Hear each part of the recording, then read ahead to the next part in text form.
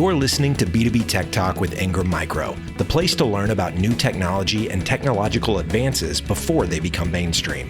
This special edition 1 episode is sponsored by Cisco, taking your business a level up.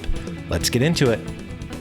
Welcome back to B2B Tech Talk. My name is James Carbary with Sweetfish Media, and I am the guest host for this episode. We are recording on site in Denver, Colorado at the Ingram Micro ONE event. And in this episode, I'll be chatting with Scott Goemmel. He is the managing partner at A&G Advisory Services. Scott, how are you doing today? I'm good. How are you? I'm really excited to chat with you today, Scott. So you owned a tech company for 10 plus years. Talk to us about how that experience in owning that company led you to doing what you're ultimately doing today. Yeah, and it all comes back to the Ingram community too. All of us have businesses and different backgrounds coming into those businesses. Very few people in the channel have a formal business education. They're normally a salesperson, they're an engineer, they worked for someone else, and they decided, I could do this better myself. Mm-hmm. So they didn't want to work for the man, and they start a company, and they're wildly successful. But they all grow it to a point, to a point of their incompetence almost. It's kind of like a self-fulfilling prophecy. Like it gets too big, they don't have the business acumen and the knowledge of how to deal with the people and the structure. And ultimately, they wake up at some point and say, "Wow, I'm making the least amount of money of everybody in the company, yet I own it." Yep. So there's just this epiphany where you realize you need to do something. So with my background, I really started in business, not in technology. So I have a strong business background. Same with my business partner, who we do this together. So I realized pretty early on, being involved in communities like this Ingram community and some peer group kind of communities, that I really enjoyed helping my peers. And we all helped each other, but some of us just found a passion for that. So our business was successful. We ultimately sold it. We did the pivot and the annuity that we're talking about today. We did that 15, 18 years ago. So it's really not a new topic, but we were successful primarily because I think we took it from more of a business perspective. With our backgrounds, in my background in business, training, some of those decisions were just a little clearer. Yeah.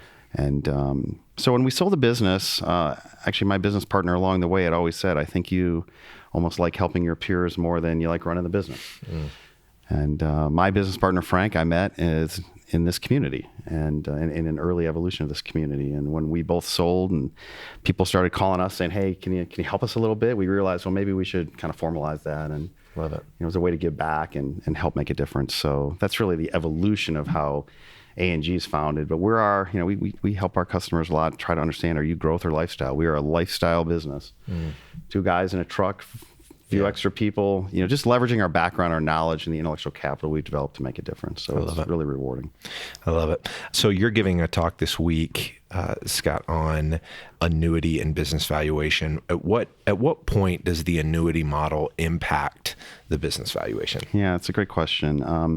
Annuity is not new, as I mentioned earlier. This concept of managed services, that's an annuity. It started 25 years ago. What's happening now, though, is a lot of the traditional things, the product sale and resale business, is being annuitized. Subscription, whatever word you want to use. And so as that impacts, right now, there's 2 things that impact evaluation. There's the amount of net income you have in a company, and then there's some, I don't want to say arbitrary, but there's a value, a multiplier based on that. So if you make $1 million and you're a 5 multiple, simple math, you're worth $5 million, give or take. But there's a lot more to how that's defined. Yeah. The more annuity business you have that's services, the higher that multiple is. The more annuity business that you have as services, if you run your business well, you'll also make more money. So it impacts both of those variables and can drastically increase your valuation. The problem that the industry has right now is most people haven't moved their business mix where annuity is the predominant source of revenue and margin. Okay. And that creates a real problem right now because most in the channel, as I'll talk about, run their businesses at 30 to 50% less profit than they should. And that's to say they should is kind of a somewhat arbitrary thing to say too, but if you ran it at reasonable optimal levels, then you would have higher net income. So a lot of people could impact their valuation right now by just running it more efficiently. Could that increase my net income? Yeah. So annuity is an interesting mix right now, though, because the way valuations are calculated, you look at the mix of what's going on in the company. And if it's a product-focused mix, it's a lower multiple. And right now, the real issue is a lot of that product that's traditional. I sell a $1 million deployment, And sometime in the next 6 to 8 months, I've collected $1 million. Well, in the annuity world, I sell that $1 million deployment and I collect that $1 million over 3 or 5 years. So the timing of the cash flow coming in is a significant issue. So if I'm not running my business at optimal profitability and some of my business shifts to annuity, I actually have a cash flow and net income issue. That has a really negative impact on valuation. So we're at an interesting crossroads right now. And what we're trying to teach in the session and what we do as coaches in our business at A&G is to really help people be ready to sell your company. Not everybody's selling their company. It's not all about selling. But most people, when they sell their company, they trip into it. Yeah. You know, they meet somebody at a bar, and next thing you know, we're talking, and next thing I know, we're talking about merging companies or whatever. Somewhere in that process, valuation gets real. And if you run it reasonably ready, when those things happen, then the expectation of what you're going to get is probably in alignment with reality. Yeah. The problem is most everybody today thinks their car is worth more than it really is. I mean, when was the last time you've taken a used car to a dealer with new tires on it, and they gave you anywhere near a Kelley Blue Book? You're totally Ever? right. Nope, never happened. And they thank you for the new tires, but I'm not giving you an extra penny for it. So the same kind of thing happens in these businesses. You really gotta take care of what's the car, and treat it right, and then have a realistic view of valuation. And annuity is just tossing a real wrinkle in all of that right now. And so Scott, talk to us about when you go in to help a CEO with this. You guys have a process that you walk through clients with. Can you walk us through what that process looks like?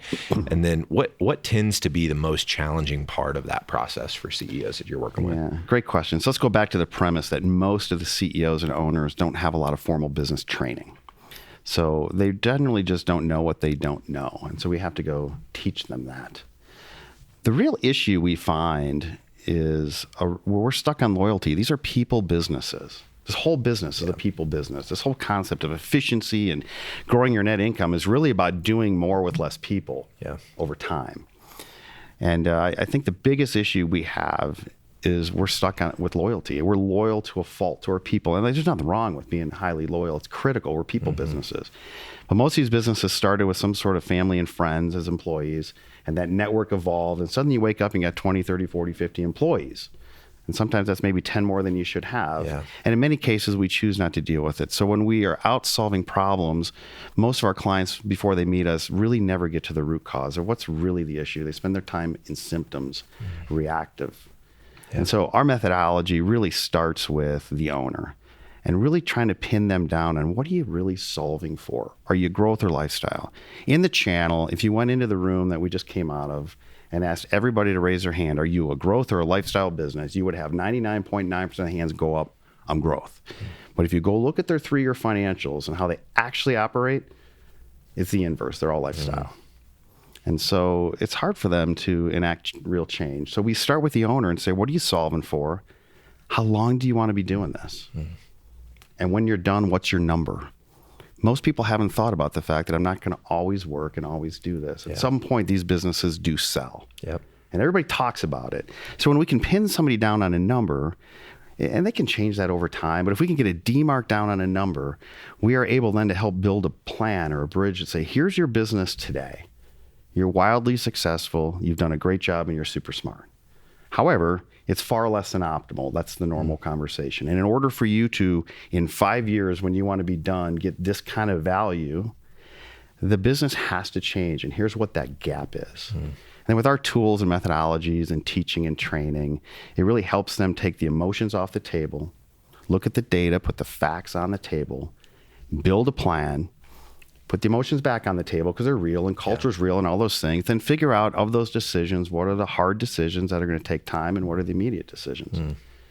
And I make it sound easy, but it's hard because it's really emotional. So again, the biggest issue, the biggest issue is we're loyal, and we're loyal for all the right reasons, and we're loyal to a fault. And once you can get those emotions off and go, okay, I understand, rather than be efficient, I've just added people. And at some point, if I need to monetize this, I'm going to have to deal with that because the seller's not going to deal with it. Real quick, before we jump straight back into the episode today, we want to tell you about Ingram Micro Financial Solutions and how you can maximize your buying power and get to yes with your customers faster. For the last 9 years, Ingram Micro has been Channel Pro's reader's choice for best financing options. put the power of our credit and leasing options to work for you, you can easily contact Financial Solutions at ingrammicro.com. All right, let's get back to the show. As a business owner myself, those are incredibly challenging, even thoughts to have is the person on this team the right fit? Do we even need this role anymore? And so those are, have there been, like, what is the typical advice whenever you're working with a CEO and they know, like, man, I really don't need these 3 employees anymore? What do you tell them as far as like how to have those conversations? Is there any wisdom that you share? Yeah, it's always unique based on the culture, but I guess if you come back to why we started this A&G thing, we have all hired consultants who came in and told you what you need to do. Our industry is full of very amazingly smart people that can come in and say, you need to have 3 less people in sales. Mm-hmm. This metric should go to here. There's nobody out there that just comes in and teaches you how. Mm. So I think what makes it a little easier for us is we have a lot of tools that we've developed that take every part of the business and break it down into facts and data. Yeah. And then it's a lot easier, I think, to start picking the right pieces. You can't solve it all at once. It's a process. Yeah. But I think once an owner or partners, a lot of times these are multiple owners, which makes it a little more complicated. But once they get on the same page and have accepted that they have a gap and that they've accepted and committed to fixing that gap, then working with us, usually we can kind of find that right blend. And you know what? They don't always do everything that we would do. Mm-hmm. So when we work with a client and get them to define what success is, the only way we mentally know how to do it is if we bought that company tomorrow and we're solving for what that owner wanted to solve for. What would we do differently and why? Got it. So emotions and all of that loyalty and the culture are really important. The real question is, what's the timeline? The thing everybody's misestimating is time. Annuity's been out there for 23 years. Mm-hmm. Yet 95% of the channel has less than 10% of their revenue in just typical managed services. Mm-hmm. So, we've been all kind of, I don't want to say sleep at the wheel because it's an unfair thing to say, but we've all think we have more time than we do. Mm-hmm. Yeah, you're totally right. One of the questions we love asking on this show, Scott, where do you see technology going in the next year? Let's step back. I'll come to a year, but let me answer it first by saying the next 3 to 5 years. We believe that this whole movement to annuity and subscription, as being driven by the makers of the technology, the OEMs, the Ciscos, the Microsofts, et cetera, they're absolutely moving the cheese that way. The issue right now is that is a massively different economic model than the entire model this industry has lived on for the last 20, 30 years. Mm. It's a material difference. Back to the example earlier. If I get $1 million deal today, I'm going to sell it and deliver it and collect it sometime in 12 months. Yeah. If that deal's annuity, I'm collecting a third of it a year on a 3-year deal. Mm-hmm. But if I still have the same sales cost structure and legacy cost structure and all of that, I actually will go out of business in the midst of this thing. Because the channel has misestimated time, and we don't really get a vote on time. And if we had the crystal ball, we'd all have big boats with helicopters on it. But we know, I ask this question every time I speak, and with most clients we work with, do you believe that the rate of change on the outside is faster than the rate of change on the inside? The answer is yes. So we're falling behind while the OEMs and everybody else is shifting this stuff forward. So we would contend, and we often say, we believe a third of the channel probably won't exist in the next 5 years. Primarily because we're seeing about $2 billion of financials a quarter. We're seeing a lot of things based on the work we do out there. And the balance sheets are weak and the net income's not strong for the average partner.